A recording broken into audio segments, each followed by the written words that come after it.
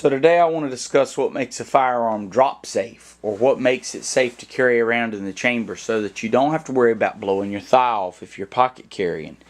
So I have here a pocket 380. It's got a hammer, okay? So if I turn it this way, you'll see the internal hammer here moving back and forth, okay?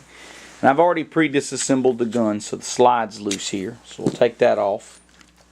So here's your slide, and I'll just show you. Your hammer comes along, hits your firing pin. See that? Sets the round off. There's nothing stopping this firing pin from contacting your primer. So now, here's your frame. Here's your hammer. See your hammer moving back and forth here. Okay. You pull the trigger. Bam! The hammer goes forward. It hits that firing pin. Gun goes off. Okay. What keeps this gun from going off if you drop it? What keeps this gun from going off if there's something besides you pulling the trigger? Okay. So here's your hammer. You press on this. I mean, you can press. You see, you press as hard as you want to press. It's not going. The secret is actually in the frame here, and I'm going to see if I can get this close up to show you. Okay. And different guns are made different ways, but you're going to look down in here and you're going to see this little roll pin. See this little pin right here? Okay. Just below that pin. Okay. I'm going to grab a flashlight. Just below that pin, if I can get the light in there just right. Just below that pin, there's a little arm. Okay. And you're going to see that little arm disengage that pin as I squeeze the trigger. Okay. See that little arm down in there where it disengages? See that little arm moving out from that pin? I'm going to let off. You'll see it moving out. Okay. The little arm moves out and allows the hammer to snap forward. Now if you watch very closely, without the nice bright light because I only have two hands, watch it reset. Hear it click back into place underneath the roll pin. Okay. When that happens, now your hammer can't move forward. Okay. Trigger has to preset it, and that little arm is going to scoot out that way again. Otherwise, you press all you want to. It's a little mechanisms built into the gun that will not allow it. And of course, when the gun's together, if I put the gun back together, when the gun's together, nothing can go in here and hit your firing pin because the hammer's in the way. So that's one way that a manufacturer can make a gun drop safe, or safe to carry and not worry about it going off. Okay. Now that's a hammer fired.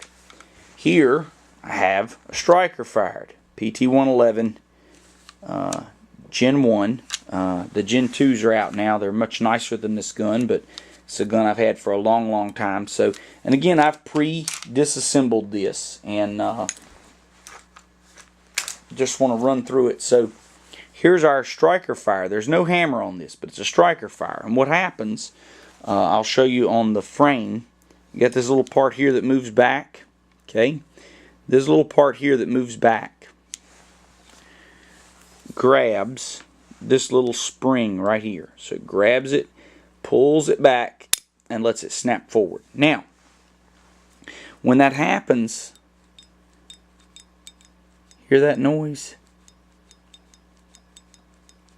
The striker pin is hitting a plate.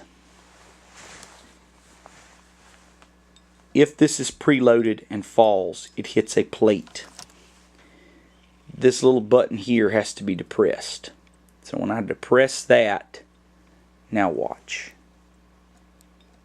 Now, the striker will go through. Okay? The way this is designed, the way this gun is designed, okay?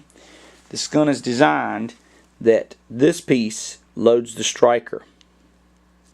But notice this piece here moving? Turn it sideways and show you something. See it poking up? Okay? This piece pushes that safety plate out of the way, just as this drops the striker. The only way for that striker to fall, if that striker's pulled back all the way, the only way for that striker to fall, the only way for that striker to fall is if this pushes that safety plate out of the way. Okay?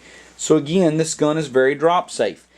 When I carry this gun, the striker is actually pulled all the way back. This spring is preloaded with a boatload of tension, so it's way back here. Okay, and that's a pretty tough spring.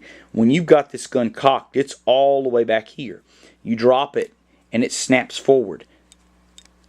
It's going to hit that safety plate. It's not going to set off the round in your chamber. I hear people all the time talk about, oh, I'm going to carry a semi-automatic, but I don't want to carry one with a round in the chamber. Here's my everyday carry. This is my favorite gun. This is a gun I carry every day. A Ruger LC9S. Really nice gun. Again, pre-disassembled. And it works a little differently. Okay, so the way this gun works is you've got your striker here. Again, this is a striker fired gun. I just cocked the gun. Okay, so now it's cocked. And you come in here, and I'm going to take a little screwdriver.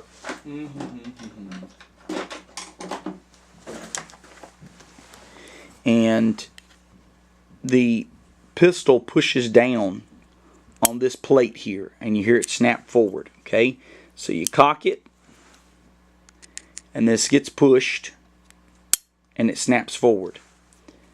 And look, when it snaps forward, look what happens. It absolutely will set that round off. So you say, wait. So this pulls back. The gun pushes down on this.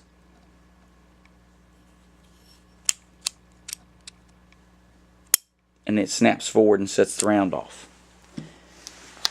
Okay? And if you look at the gun here, okay, see this little piece that rocks up? I'll show you from this side. See this little piece that rocks up? That is what presses this button that sets off the striker. That seems kind of dangerous, doesn't it? Seems like it might go off if you drop it. Because think about it. I preload this striker. Click. If I hit this against something hard enough, that button could jump down and let the striker go forward. Ruger designed it so that that wouldn't happen because, see this little piece here? It's hard to see on this black on black gun. This little piece here catches that striker. When you cock the gun, this little piece here catches that striker. Okay? And this little piece is what sets off the striker. Now watch what happens when you press this up. This guy goes down. Okay? So as you press the trigger, this guy goes up to set off the striker. This guy goes down.